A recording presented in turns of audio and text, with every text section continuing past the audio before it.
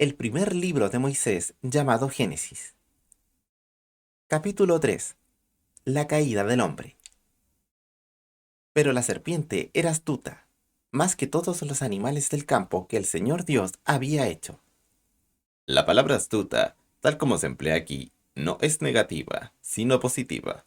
Todo lo que Dios hizo antes de la caída fue positivo.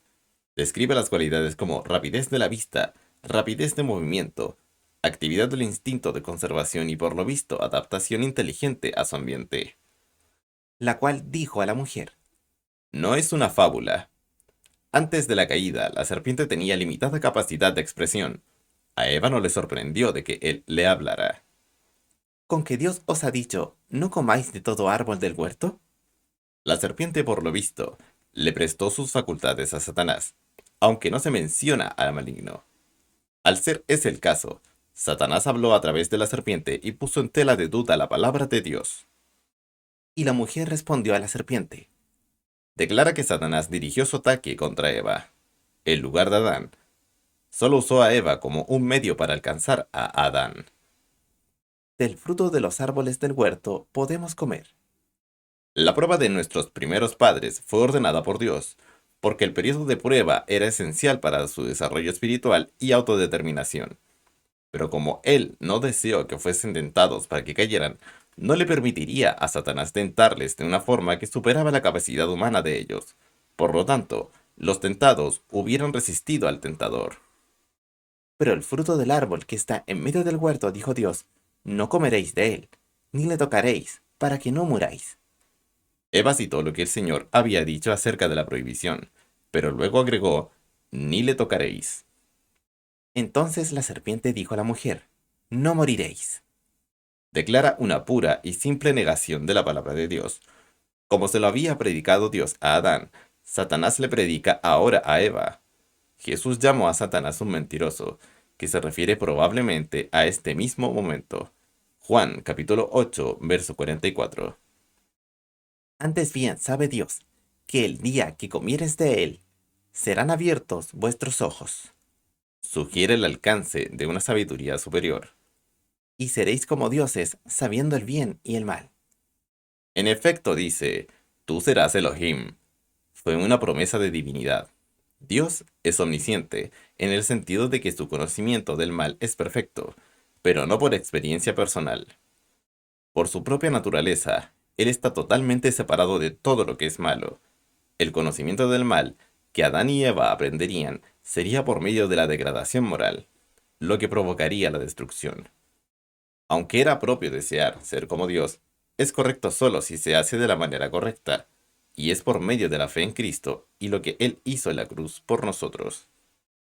Y vio la mujer que el árbol era bueno para comer, Presenta la codicia de los ojos, y que era agradable a los ojos, el deseo de la carne, y árbol codiciable para alcanzar la sabiduría. la soberbia de la vida. Y tomó de su fruto, y comió, Constituye la caída. y dio también a su marido, el cual comió así como ella. Se refiere al hecho de que obviamente Adán era un observador de todos estos sucesos. Algunos afirman que por amor a ella, él comió de la fruta prohibida que ella le ofreció. Sin embargo, nadie peca a causa del amor. Eva se sometió a la tentación debido al engaño, pero Adán no fue engañado. Primera a Timoteo capítulo 2, verso 14. Él cayó a causa de la incredulidad. Simplemente no creyó lo que Dios había dicho acerca de la situación. Contrasta el versículo 6 con Lucas capítulo 4, versos 1 al 13.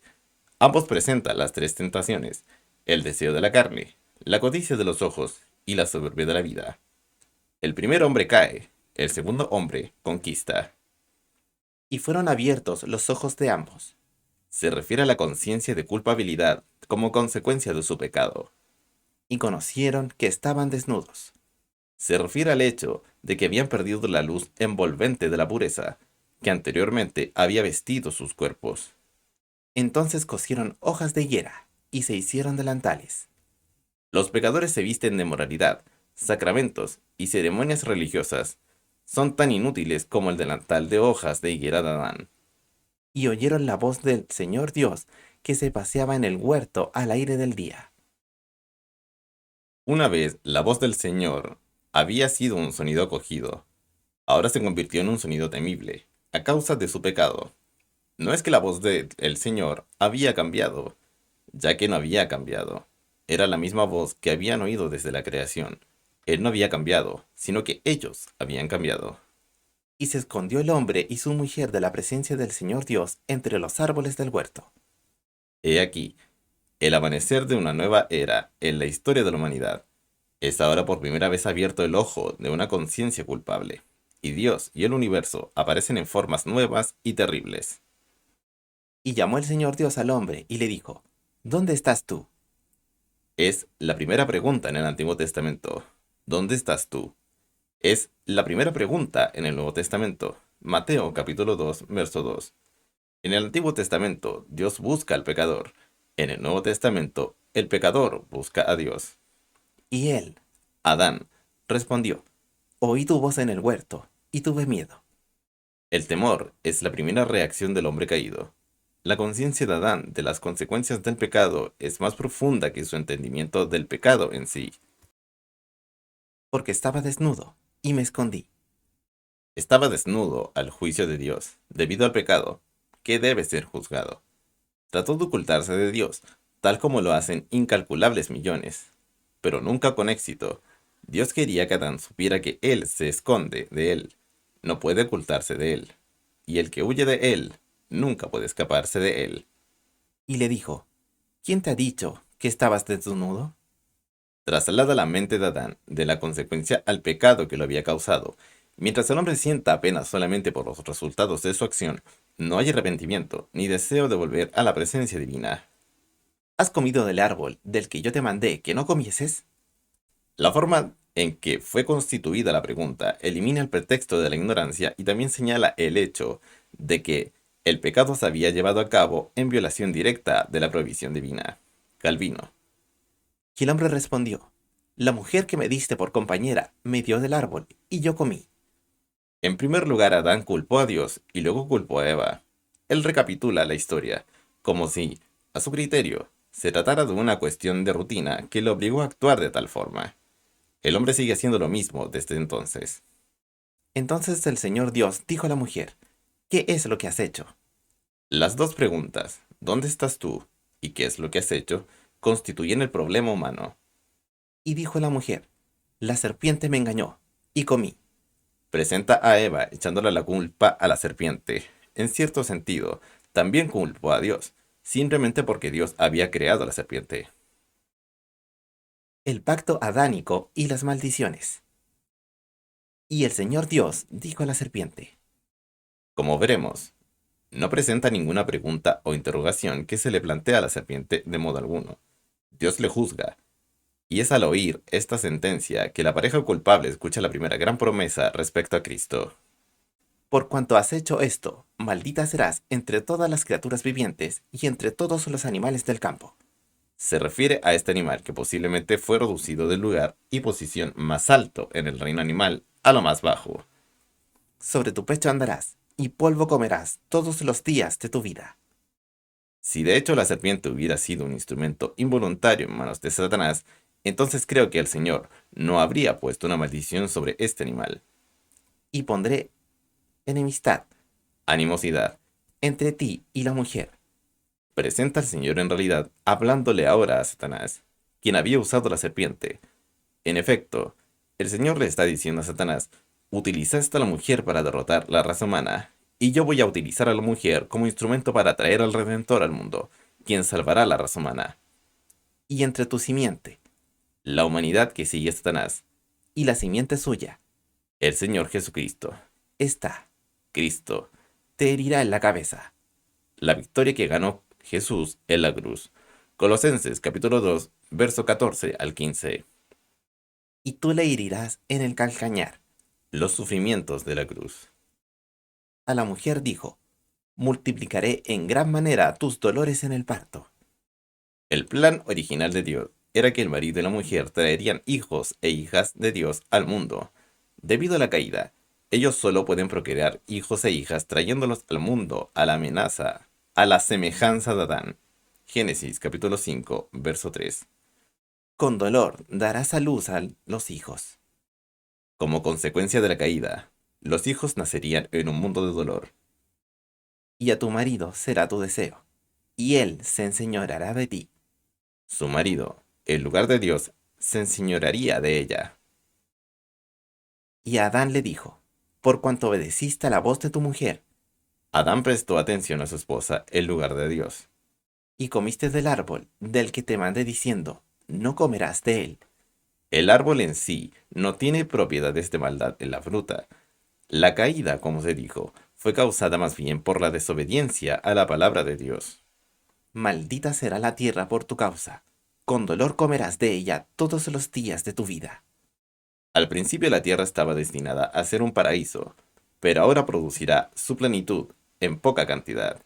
Además, la frase todos los días de tu vida declara la sentencia de muerte, lo que significa que la vida es ahora terminal, todo como consecuencia de la muerte espiritual, que era y es la separación de Dios. Espinos y abrojos te producirá. Originalmente, los espinos y los abrojos no eran parte de la creación de Dios, siendo este el resultado de la maldición, que es el resultado del pecado del hombre. Y comerás plantas del campo.